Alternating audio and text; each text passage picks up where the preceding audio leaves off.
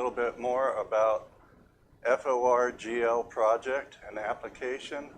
But before I start talking about that, I want to give my thanks out to the Haxe community. So I thought I'd use a little bit of my time talking about Haxe resources that I found very useful, and also a little bit of vanity. So right here in the Haxe Roundup number 478, we have the first official mention outside of the Haxe forums of 4GL. There is an actual link to the GitHub repository from there.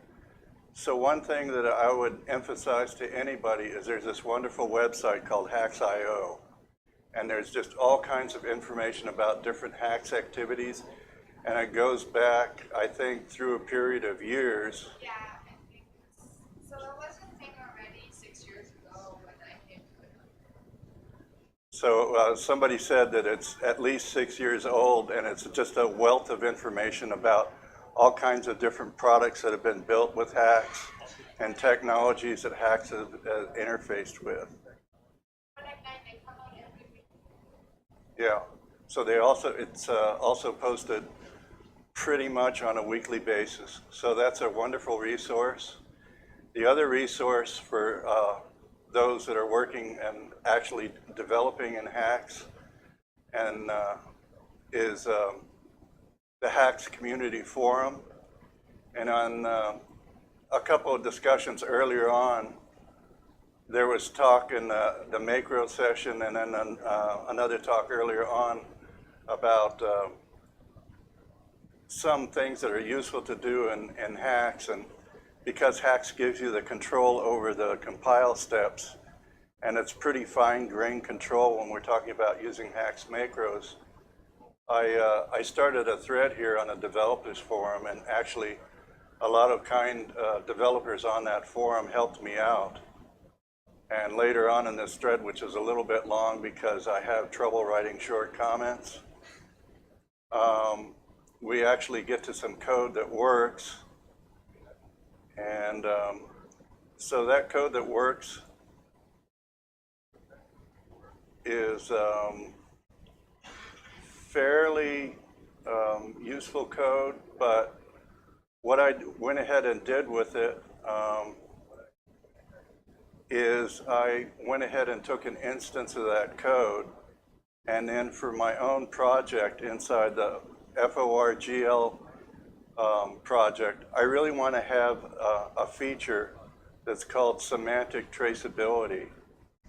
And so it's a way that you put comments in Haxe, and the comments in Haxe get transferred as close as possible to the same comments in the 12 or so different target languages that Haxe does. So this one module called comments.hx is part of the repository of FORGL, and it's all under an MIT license, so anybody can just grab this source file and use it. And the only thing you have to do is you have to edit the one line at the top where you declare the package name and just make it whatever package name you'd like to use. And then you can incorporate it in your projects. So I'm going to show you real quick a little bit of the code and my comments. I decided that the best way to give credit was I put the Haxe forum members as the authors, because they really were. I just posted a question and they pretty well answered it for me. There is one minor thing that I tried doing that's not quite right. I tried adding PHP as a particular target for the FORGL interpreter build, and I got a warning that you can see down here in the bottom. It's probably hard to read. Let me see if I can do this here.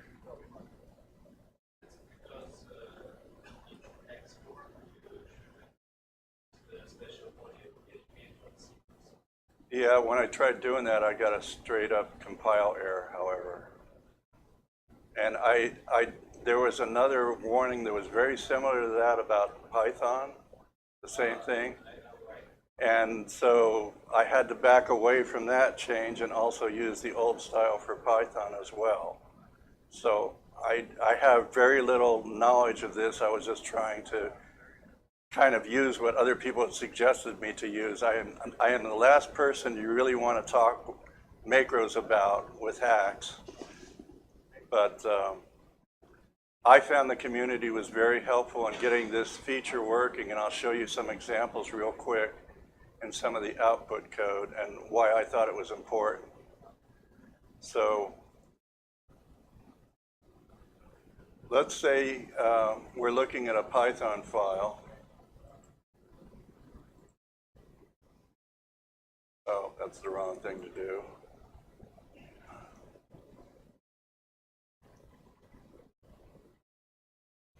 And I'm going to fire it up with just a editor that knows a little bit about Python files. So one of the things I had to work around, it's a very, I don't know why this thing is slow.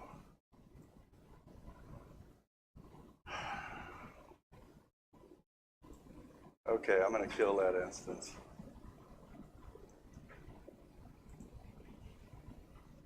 I'll show you maybe something else.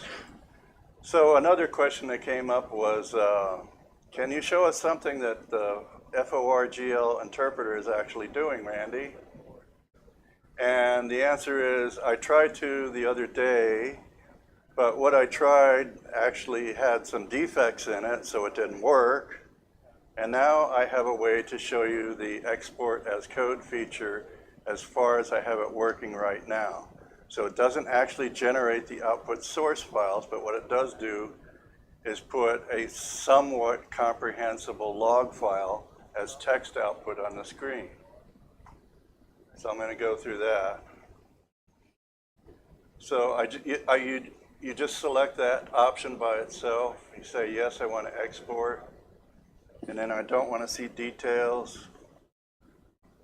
I don't want to see the stacks. I don't want to see the dictionary. And then right now, the export as code is somewhat limited. You have to, I gotta fire up an instance again. It's only going to do one level. So if you have a procedure calling another procedure, or the way I describe it in FORGL, it's a verb calling another verb. That is a stumbling block for export as code right now.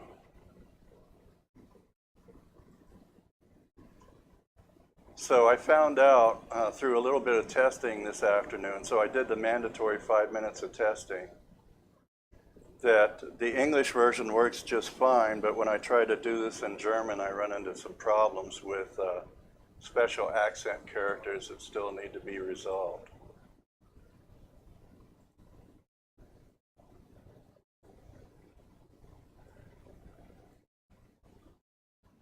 So when I go ahead and do that, it's going to ask me a question about what name do I want to give it. I apologize for the overwrite. It's hard to read the name. I'm just going to call it F3. And then what the interpreter does is it re-represents your original code that you gave it into syntax highlighted code. And one of the things you might notice right away is instead of some of the helper words that are more on the natural language style, words like into or from, they become assignment symbols. So I use an assignment. If it's moving to the left, I put the little semicolon or colon on the left side of the equals. And for those who know Pascal, that's a Pascal assignment statement. So the other thing I did is I substituted semicolons for periods. The rest of this is kind of unexciting. It's not really changing it that much, but it did have to rearrange some terms just to get the assignments, the calculations on the right side of the assignment and the variable that's assigned into on the left side. So it does all that, and then you guys are probably thinking to yourselves, I don't see any export as code log. So that happens when we finish up. and then it kicks out this log. And it also kicks out some other statistics about what happened during the last run of the interpreter. So because I turned off practically all the options, it ran really fast, less than 1/10 of a second. It imported 36 words from the dictionary file into the dictionary that had previously been built up in memory. So as it actually ran the code that it's getting ready to export, it's like another level of error checking. So this first level that I shared with you, that's all marked up and color syntax highlighted, was actually the real code that got run by the interpreter. So there's no smoke and mirrors here. This is the actual code that was run. It actually shows you the values here on the data, the operands, and the noun stack. So you can see that at the end it had 3 different, they're called local nouns. You can think of them like local variables. And it shows the values for each one of them at the end. It also shows you that a value of 6 was left on the data stack. And the reason for that is this is a fragment. I took the logic for the factorial verb that's declared in a concatenative style. So it actually takes an input value on the data stack as its input. It's exactly the same as if you were to use a procedural style and use that same value as your argument for factorial. So in this case, I said factorial and then the number 3. So getting back to the export, what I give you then is the beginnings of what I've been calling the semantic traceability. So first I show you the original code that you typed in before it did any of the changes for the export feature. Then I show you afterwards how the export feature changed it. So that's another way of checking that the export is actually doing what you want with no surprises. A better way is to understand that when you see the output in the 3 different stacks and you get the exact same result each way, then you begin to see how the FORGL interpreter has actually very flexible syntax. And it can run lots of different combinations that most other languages and interpreters don't deal with. So I'm going to do a little bit of hand waving and just have to bear with me. This is a prototype, and I'm still working on features. This is one of the major features that I will work on. And if I was to make a guess now, I'd say in the next month's time frame, I'll have this working with output to files with multiple levels of verbs. But it's only a guess at this point.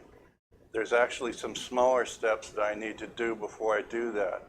I need to change the internal code in the interpreter to be able to fully generate a procedural call style with parens around arguments. So my assertion right now is an experienced programmer that looks at this output could figure out what it is and translate it into a language of their choice if it's somewhat close to this procedural syntax. Again, it's a simple example, so it's just like a single block of code. There's no calls in it. So later on, I actually had some test runs of export as code that would try to do multiple levels, but they got tangled up, and I have to fix some other things first. So this is my way of apology for the bad demo from yesterday. But it's also a very important feature to consider, because what it's really enabling is it's enabling anybody that wants to use FORGL as a path in their part of learning about computer programming to know that they're not going to be locked into a particular representation. And they can export it to Haxe And with this text mode table output, if they don't want to use Haxe, and they want to use a different language, like let's say they want to do it in straight C, there's a path to do that within the Haxe tool set, but then you could also do it manually. So the other thing that I found that might be of interest to developers is it's really in this form, it's almost like an intermediate programming language. And for lack of a better term, I'm calling it a simplified programming language because it came from a simplified natural language to start with. So I don't know if there's going to be any potential in that. It's one of those kind of accidental discoveries that I got working on the FORGL project. But I found it interesting anyway. So you have everything disambiguated, and the other thing that I mentioned the other day is FORGL does not use a typical abstract syntax tree. It uses what I call a concrete syntax array. And so it makes actually doing this export straightforward right now for European style languages that read from left to right, because that matches the order of programming languages that we're interested in that also read left to right. When I start doing support for Hebrew or other languages that read from right to left, then I'll still have the array format, but when I do output, I might have to do some extra processing there to get it correct. Okay, so that's probably the most important concept that I want to cover, but there's a few other things I'd like to touch on quickly. Okay, so this is the archive for the FORGL project, and contrary to a lot of open source projects, it actually has a docs directory with files in it. So under the presentations folder, I put the older copy of the presentation in here, so anybody can read it off the web just by clicking on the PDF file inside of GitHub itself. I haven't updated anything with new content. So actually, when it talks about my presentation time and all that, that's a little bit off from yesterday's presentation.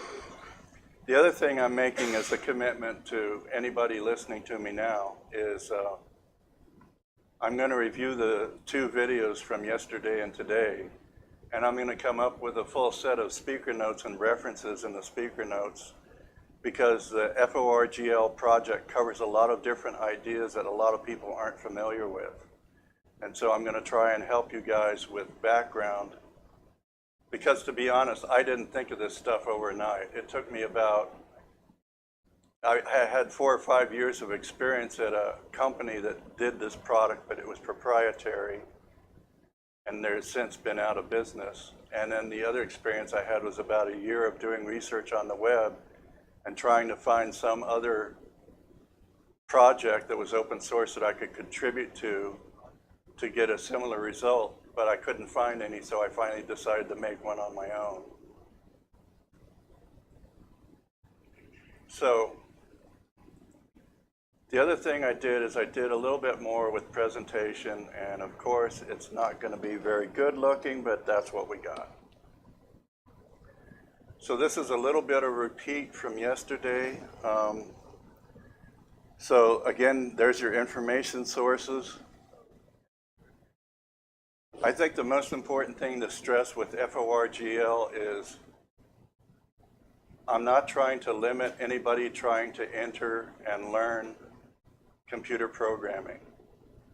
And so I'm trying to give them a simple environment that they can download 1 or 2 files literally. All they need is the file for the interpreter and a dictionary file, and they're ready to run.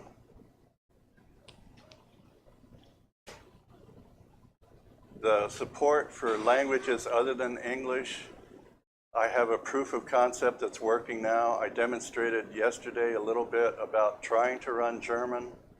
What I ran into was a input problem, because I don't know if it's something between a copy and paste from a Windows app into the command.exe window or some other problem, but that will be resolved. The other way to resolve it is when FORGL gets a full graphical user interface, then almost all graphical user interfaces support internationalization already.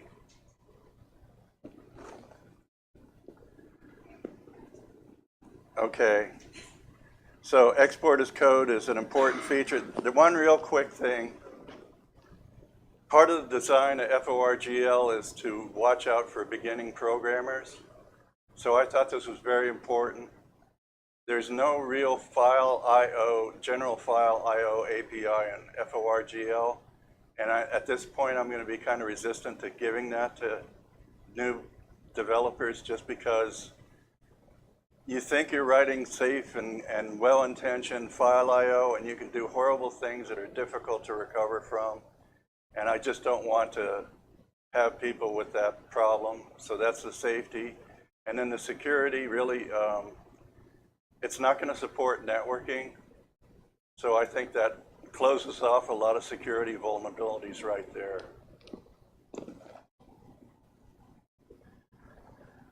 Okay, the other thing is, if you can help me with FORGL testing, the sources are on the web.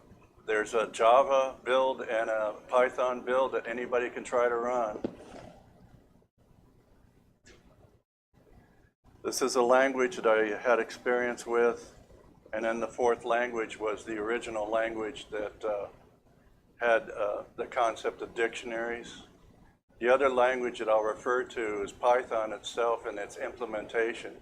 Every time you have a different object in Python, I believe there's an associated dictionary that's kind of hidden away. But if you use the right Python APIs, you can get at it and change things or interrogate it. Okay, thank you for your attention.